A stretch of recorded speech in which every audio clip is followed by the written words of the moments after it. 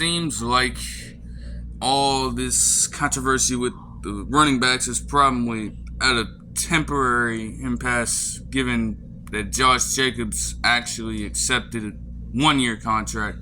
It's not technically a franchise tag, but it's obviously something that's just going to be held over until the next season. But again, like I've stated time and time again, you would hope that they don't end up running this man 400 times into the fucking ground, and then also giving him whatever touches they may give him in the passing game. You would hope they don't do that, and then he finds himself injured with no real security, because it's only a 1-year deal whether or not it's a tag. So either way, it's not really, he gotta actually be able to stay healthy for the most part, at least.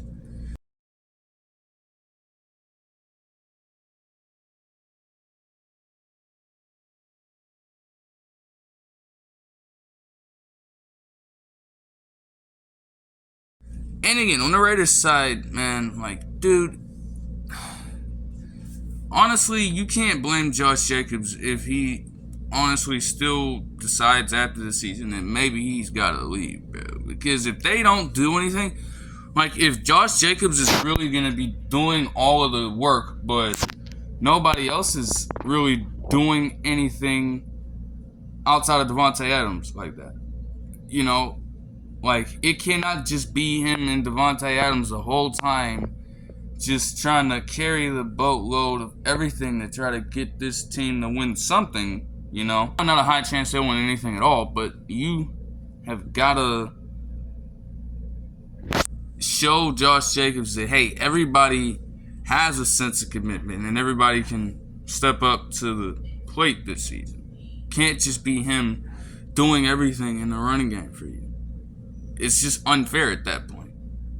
But like I said, it's temporary. These talks are gonna come up again next offseason rather. The Raiders are just finding every single way they can, for whatever reason, to stall with Josh Jacobs, and it doesn't make any sense to me particularly. You've already hit on him, so you think you would be, like I've said time and time again, you should be doing everything you can to keep him around. If this is a pick you've hit on, and not only that, this is one of the only ones in your time in Las Vegas that you've managed to hit on. Almost all of your other first round draft picks have been terrible for one reason or another. Alex Leatherwood simply was not really the best prospect, honestly. You know, he just got drafted high because he was an Alabama tackle. That university, when you do what they do in the college football landscape, as a team, as a squad, even a dynasty, according to some people, if you just ask a fucking diehard Alabama fan, that name carries weight.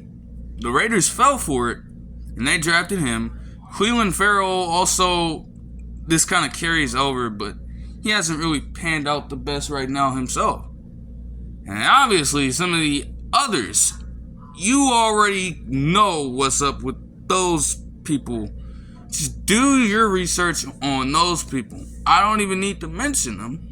Like I said, I don't even need to say their names at all. You know exactly what's up with those people right now. You know? And just, you should be trying to keep around the franchise talent like Josh Jacobs, you know?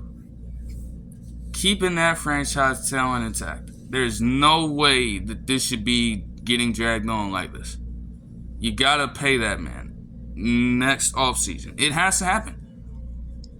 And I ain't even talking about deep in the next offseason. Like, as soon as the offseason starts, just try to get some things going throughout the regular season, or just think about, because obviously you're not going to be focusing on talks, but figure out what price, and a reasonable price. You cannot lowball this man, but think of some fucking contracts you're gonna dish out to this dude, because when the off season comes, that first day you need to have something ready to go.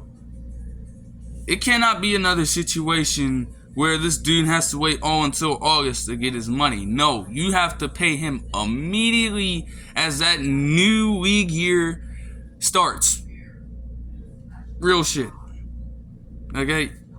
Saquon Barkley also got his a little while ago at least. So that's kind of all the top running backs getting paid right now. So again, that whole discussion is kind of over for now, at least. This stuff will be brought up again. It just comes down to the fact that, hey, like the bruisers and those types of running backs are kind of fizzling out. Derrick Henry may be the very last running back of the sort. Jonathan Taylor shows promise, but again, even with Jonathan Taylor, that's a whole different story right now.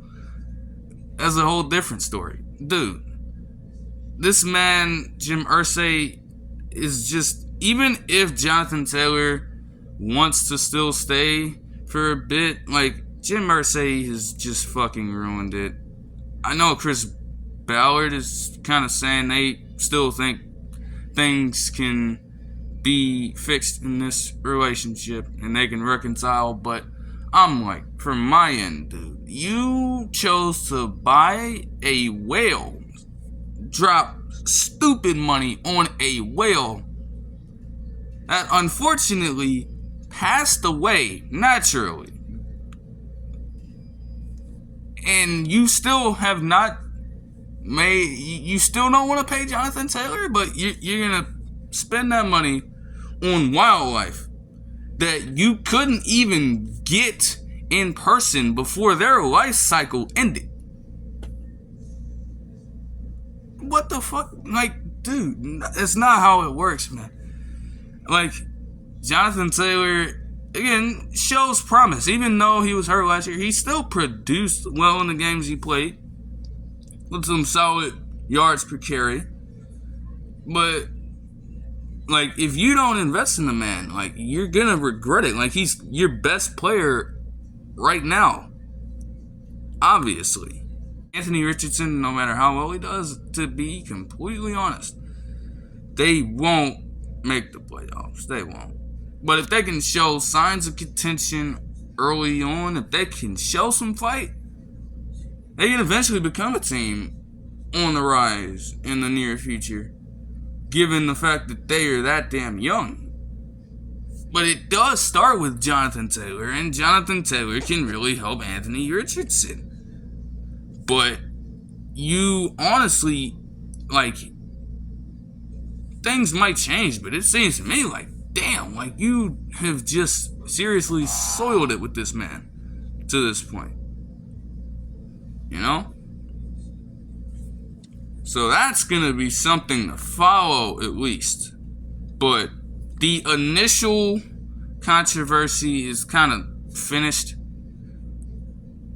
At least that's what I think. But yeah, if something happens with Jonathan Taylor, everybody's going to be on it. And in terms of other things, there have been a bunch of contracts, a bunch of trades, and things of that nature. They're mostly low-key. Like I've said, I've mentioned a few in some of the Madden videos recently. They're not necessarily enough to make a video on themselves, but I will say that TJ Hockenson getting a 4-year, $68.5 million contract just today is honestly a great move. It's smart.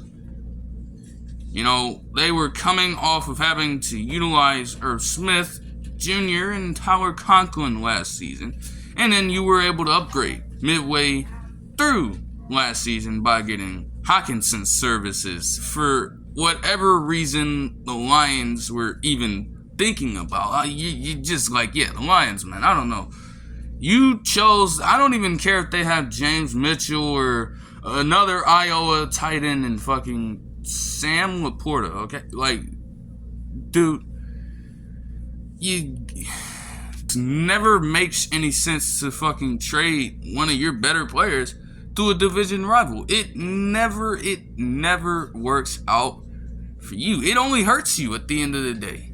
There is no way you do such a thing with a clear mind. Like, what were these front office members of the Lions on, bro? What were y'all employees on? I ain't gonna lie to you. Y'all had to be on something crazy to try to get this man to the fucking Vikings.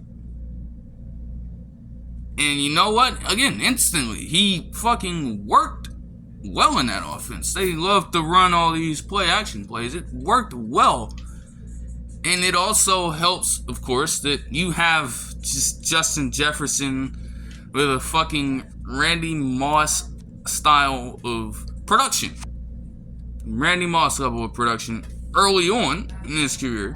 So that helps, you know. But instantly he made a little bit of a difference. But again, I still don't see the Vikings as like, dude, you got so fucking lucky, okay? You got lucky. You had all these damn comeback wins from last season. You didn't even have a point differential that even matches the record you had at all. You had blowouts last season. You all were kicking ass, getting your ass kicked. You were getting your ass kicked against the Colts, ironically enough. And then, again, just luck factor. One of the top teams in the league in luck factor. I'm just gonna keep bringing that up, man. It's just like, it's fluky, and you know what? It fizzled out in the playoffs. So TJ Hockenson is still gonna do his thing. To say, honestly, it won't be a long shot for him to get a 1,000-yard season. But it's like, you just gotta see how they utilize him in the offense. Because with them finally getting somebody capable in Jordan Addison as well to complement Justin Jefferson initially. And then you have TJ Hockenson in the trenches. That's the thing too. Like, his blocking is pretty solid as well from what I've seen. It's not top tier, but it does enough for them and their offense. It's just a good move for the Vikings, but you have, like, a quarterback has to take charge, take Kirk Cousins' job, relieve y'all of all that fucking money you wasted on the man. You generally haven't done anything. Think about the fact that fucking Case Keenum had more success in a singular season in terms of advancing through the playoffs than Kirk Cousins has ever had.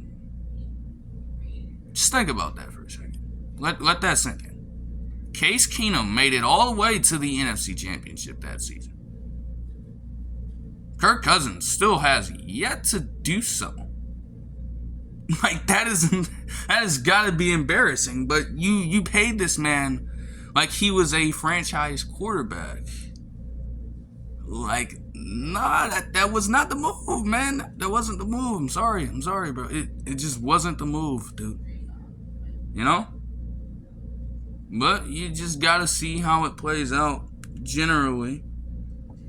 Again, honestly, less than a little bit more than a week away, given what time it is now, until football comes back. You're gonna see the Lions get their asses kicked on national television first. Everybody knows this, okay? You can be that dude that roots for the Lions because they're underdogs. Everybody likes an underdog story. They're getting their ass kicked on Thursday Night Football, technically speaking, with this being the kickoff game. They're getting their asses kicked. You're gonna see it live. All your buddies, all y'all, man, all of you guys, your buddies, your mothers, your fathers, your fucking old head uncles, etc., etc. They're all gonna be a part of witnessing one of the fucking most historic beatdowns. Honestly, I don't know. They're gonna just like, it's gonna be a blowout. It's gonna be a blowout. It's as simple as that, you know. And then the real action comes on Sunday, next Sunday. But that'll do it for this one. I hope you guys enjoyed, and I'll see you guys in the next one. Peace.